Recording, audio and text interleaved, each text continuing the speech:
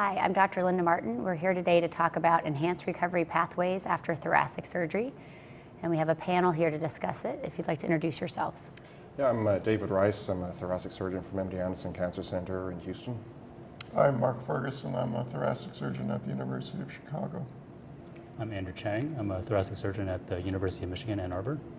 I'm Stephen Yang. I'm a general thoracic surgeon at Johns Hopkins in Baltimore, Maryland. And I forgot to mention I'm a thoracic surgeon at the University of Virginia.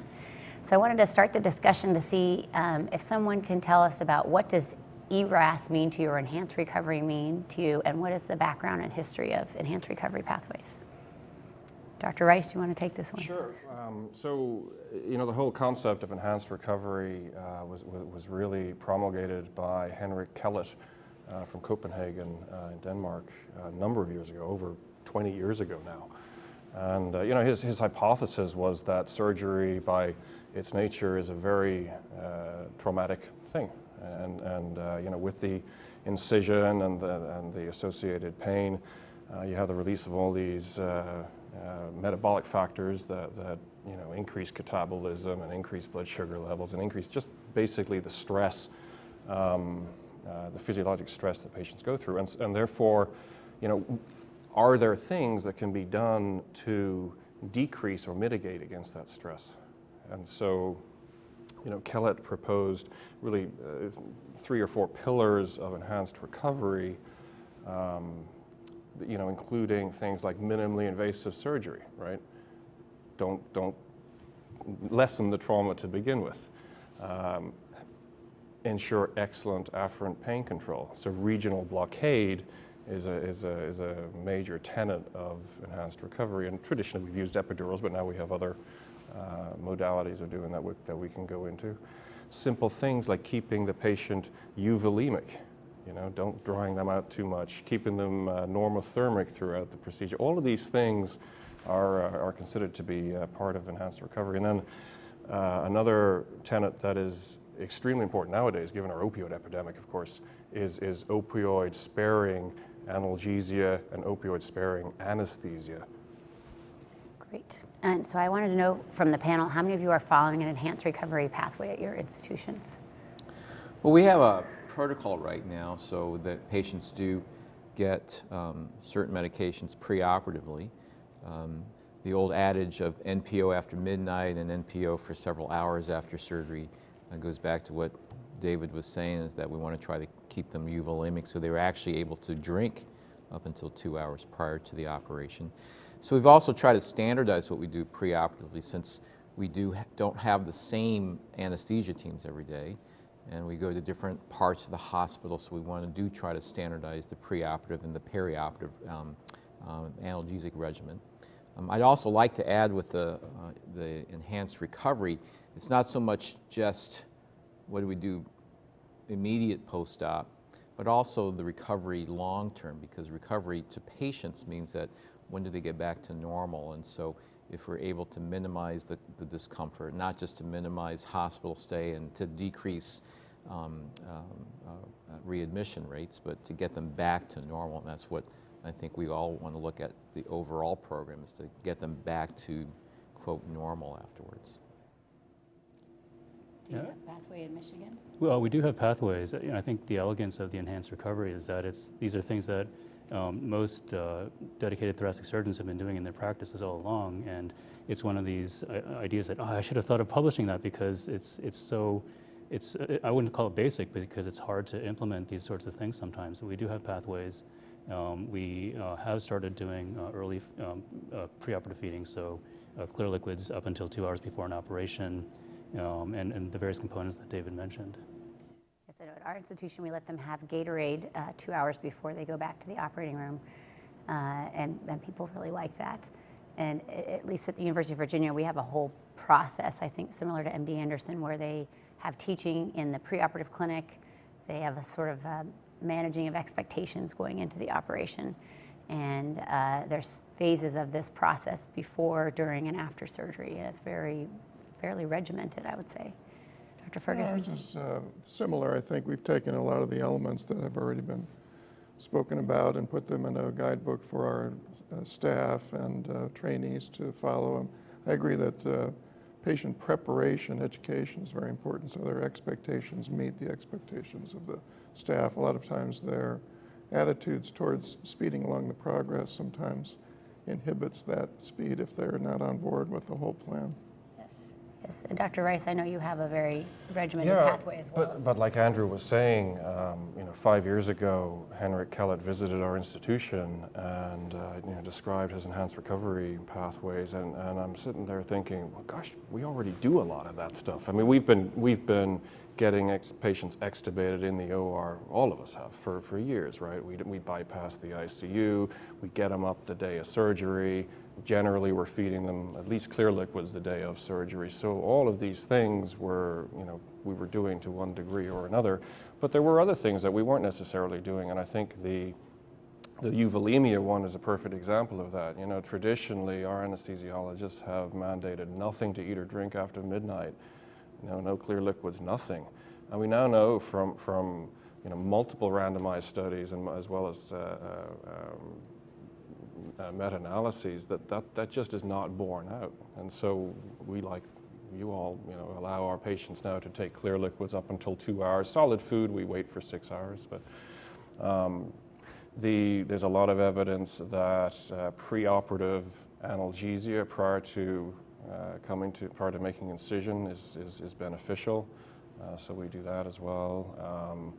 What really changed was that we protocolized our postoperative pain algorithms. We did a number of things. We started getting away from epidurals because they can be associated with hypotension postoperatively. They, by their nature, involve opioids.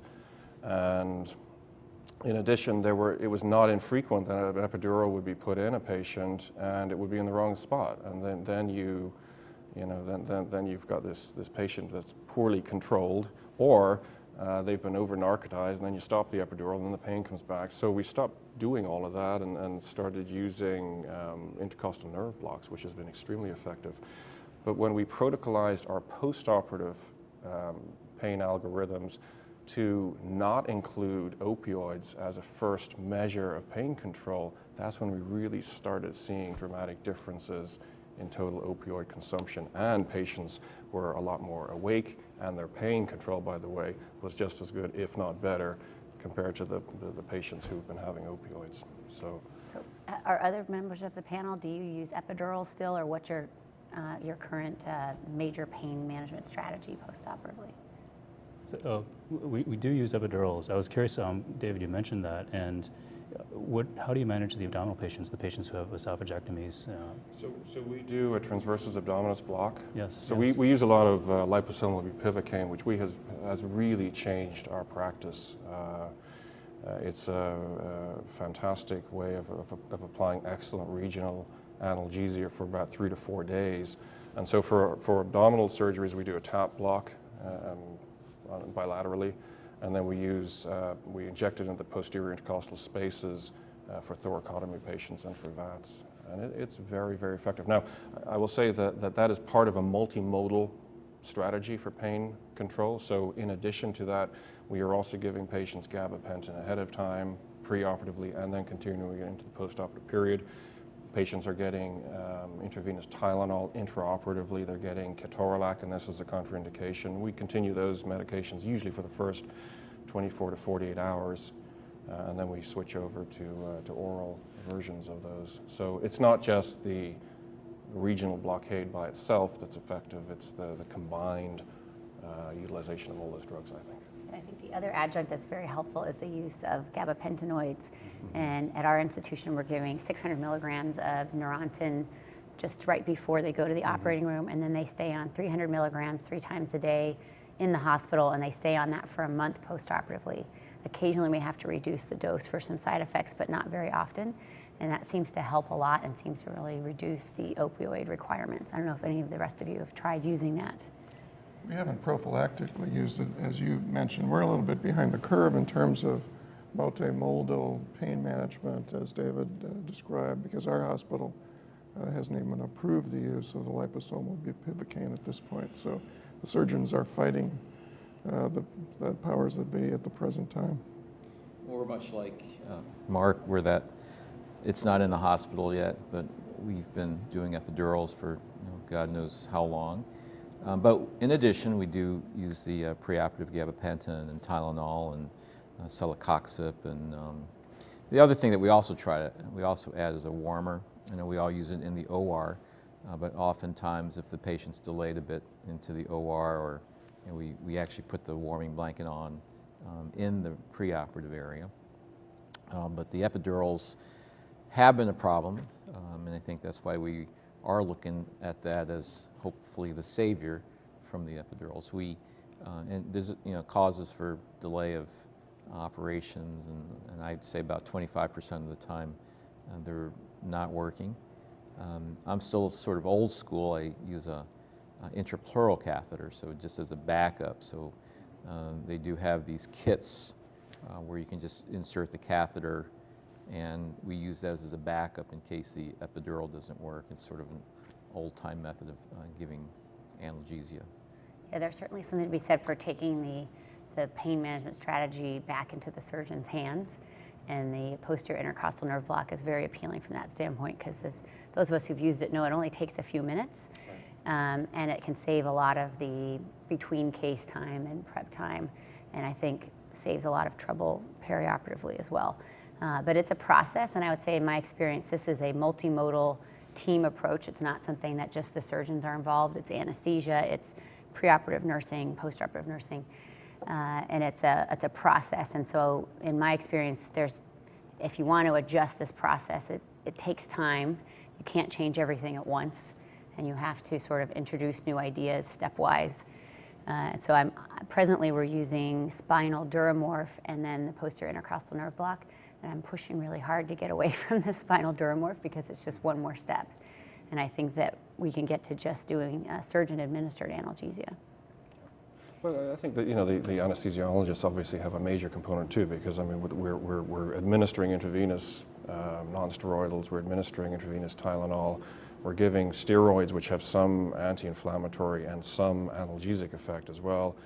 We typically will try to manage our patients using total intravenous anesthesia rather than inhalational agents, because there's a lot less postoperative nausea and vomiting with them, and propofol does have also an analgesic property to it. So, it is really a team approach, and I can't stress how important getting your anesthesiology colleagues and your nursing colleagues on board with enhanced recovery is in pushing these endeavors forward. At the University of Virginia, we've been fortunate enough to have the institution has been very supportive of this, and they provided us with a nurse her whole job is to be the enhanced recovery nurse. She works both with the thoracic team, she's worked with the colorectal team, GYN, and they're now starting programs in the liver program and orthopedic areas. But having that institutional support has been very useful. She tracks our results in real time and works with teaching the nurses before and after surgery. I'm curious if any of you have had that type of support at your institutions. I wish I had. Yeah, fantastic. I guess I'm lucky. Well, we don't have that type of formal support, but I assume we all have our advanced practice nurses and PAs and NPs who do that job as an outpatient. As you know, there are some data out there showing that follow-up phone calls may decrease outpatient problems or even readmissions. So I think that's as part of the multidisciplinary team for the enhanced recovery is to provide that service. As you know, in this age of the Accountable Forward Act, we want to try to decrease readmission rates, and I think that's another way of helping that from an economic standpoint. I think even more so now, because enhanced recovery is allowing us to get our patients out of hospital a day, 2 days, sometimes earlier than previously. So we are letting them go. So I think we probably do need to do a better job of the immediate aftercare surveillance, and Yes.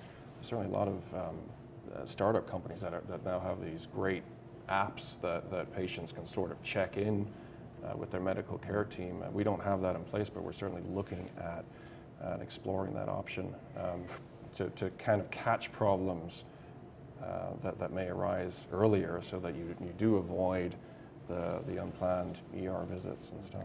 Your group has been calling patients, the floor nurses have been calling patients for a while. So we have, and we do that. But would there be a way of doing that in a more directed fashion, where you call the patients who you know are having potentially some issues, right? And a lot of that would involve patient reporting of their symptoms on a sort of a daily basis post recovery. I'm sure a lot of them would appreciate the opportunity to get feedback I regularly. think so. I think so.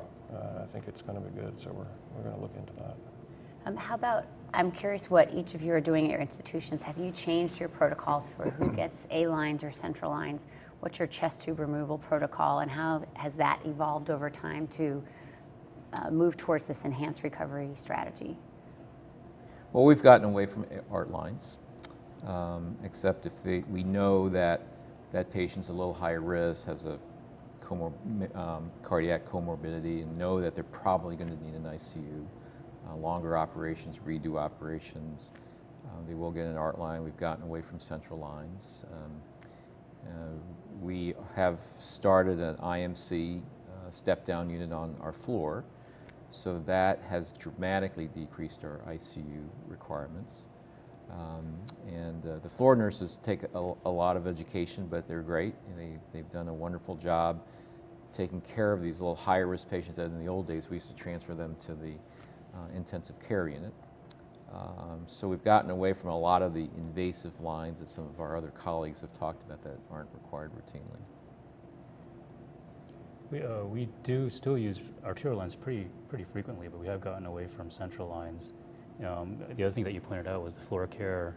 We have an advanced practice team in addition to our residency program, so that provides some continuity from a day-to-day, month-to-month basis that may be a little bit of an issue during in a resident-only program, and we think that helps provide some continuity for following up on these issues like pain management and all that. I think with regards to chest tubes, we've made some progress.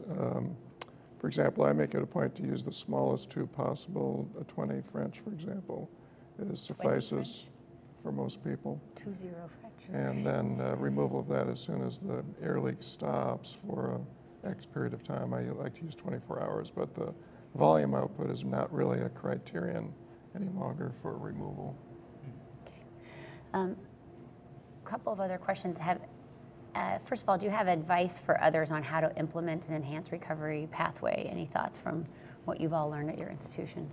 I would say find a surgeon champion and an anesthesiology champion. You need the two together, because you need to together decide how you're going to manage the immediate pre-operative setting, intraoperatively, and then the immediate post-operative pain as well. So, getting somebody who's invested from the surgical side and the anesthesiology side are really important. And then just start doing it, Yeah, I must agree, because we have different anesthesia teams. So there's a thoracic team and there's a pain management team. So we do get both of those teams involved. Nursing is very important. So you have to get them on board as well in the perioperative services so they understand what the routine is. All our patients go to a very high specialized functional area now, so it's not with other general surgery patients, it's thoracic and cardiac, and so they know the protocol.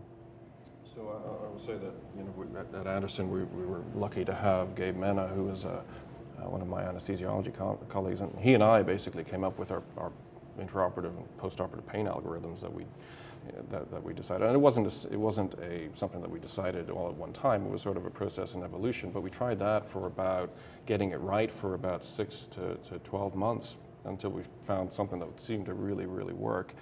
And then it was really by my colleagues sort of seeing how good our patients were doing and how their pain was well controlled and how good they looked after the operation that they started getting on board. And so as of September the 1st of 2015, our entire group, after having had a sort of a roundtable discussion on it, we all decided that as of that date forward, we were going to be managing all of our patients this way. But it does take time to get to that kind of It's important to have the whole team on board for that effort. The institution has to make the commitment. But I'm curious, if you don't mind, did you have something that you thought would be intuitively, obviously effective that in fact didn't work out?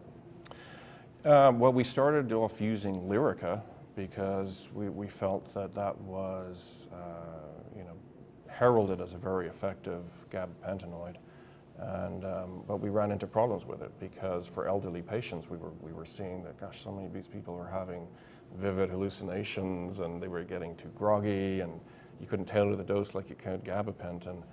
And then we were also having problems when patients would go home that their insurance companies were refusing to pay for it. So that's an example where we went to a generic, cheaper product that we can really tailor the dose quite dramatically. So yes, that was certainly one. In applying our posterior intercostal nerve block, initially some of my colleagues were doing it at the end of the case. Well, you actually have to do it at the beginning of the case to allow the liposomes to have the time to open up and to provide the good regional analgesia. And you also get the preemptive effect as well. So things like that, And I want to point out, David, that you and I are co-authors on a paper that was published in the Annals, I believe, in November of 2016. And from that article, there's a link to a nice short video that shows the technique of the posterior intercostal nerve block. And I think it is really important that you do that in a precise manner and you do it in a correct timing. I know it's described in one of your publications, but I've seen vast differences in postoperative pain control depending on how and when you administer the block. Yeah, but it's exceedingly effective. I mean, I did a thoracic decortication the other day, and that's a big thoracotomy, and you take out a rib and so on, but we use it all the time for that, and patients do just fine. While we're plugging papers, I would also highly recommend Henrik Kellett's 2008 Annals of Surgery paper. He does a really good review in general of enhanced recovery protocols. So. And I think Journal of American Medical Association has a publication from last week that's a review on enhanced recovery pathways as well. And lastly, has anyone published or are you going to be publishing outcomes data for these types of pathways? So we have a paper in submission looking at our opioid reduction strategies where we looked at, I think there were 123 matched pairs, over half of which actually had thoracotomies, where we compared enhanced recovery patients versus not, and dramatic differences in length of stay, pulmonary morbidity, but 90% reductions in overall morphine equivalent consumptions. 40% of our patients after thoracotomies go home with opioids compared to 80 or 90% before. So it seems to be making a difference. Now, what we need to do is study this out further and see whether or not this is actually going to potentially have an impact in reducing chronic postoperative pain. I have a feeling it will. Yes. I think that's one of the unanswered questions, and also the implications on costs. My hypothesis is that this is going to substantially reduce costs if we're getting shorter lengths of stays, lower complication rates, and patient satisfaction is that much more of an important factor these days. At our place, we've seen a threefold increase in patient satisfaction with this strategy over pre-ERAS. So I think those are the types of things that get the hospital administrators to take notice and hopefully support a program. Any other thoughts or words of advice from where you're coming from? One thing that we hadn't talked about was the concept. So we've talked a lot about pain control and patient satisfaction. One of the topics that you had mentioned was early postoperative feeding. I was wondering what everyone's group philosophy is on that. Is it a good thing? There are some papers that suggest it's reasonable, others that suggest it's the common practice is not. So are you referring to lung cases or esophageal primarily cases? abdominal esophageal cases. It's probably most lung patients, I would imagine, are eating pretty soon after their operation. Well, it's surprising because one of my partners kept his patients NPO for 24 hours after lung surgery for, it's just a different style of practice. But I think there's growing evidence now from overseas, for example, that the use of an NG tube after esophagectomy may not be necessary. Early feeding may be appropriate. So, for example, our protocol now is to study our esophagectomy patients with a speech and swallowing evaluation in the ICU or wherever their first postoperative day is spent in the morning, and then start feeding in the afternoon if everything seems to be good. So by mouth, not by J-tube. Well, liquids by mouth, yeah. Okay. I'd say our philosophy is sort of an evolution right now. I think that we still manage our esophagectomies as if they're open a lot of the time, our minimally invasive ones, and certainly I have gone to taking nasogastric tubes out earlier, and I've stopped putting in J tubes in the vast majority of patients. But I still drag my feet a little bit about feeding them. I usually begin feeds at a day 5. But I know there's a lot of data out there that suggests that day 2 or day 3 is just fine. I think what is important is some form of enteral nutrition, though, right, for the enterocytes. So we will typically either by nasoenteral tube or by J tube, if they have one, start enteral feeds day 3, just to get feed the gut a bit. So we are fairly traditional still. Yeah. We still maintain the NG tube. A lot of it has to do with the concern about the mechanics of the anastomosis, and if patients are coughing and there's not a nasogastric tube there, does it help decompress the anastomosis? But the early feeding data is pretty compelling. Great. All right, well, I think that wraps up our session. Thanks very much for all of your participation.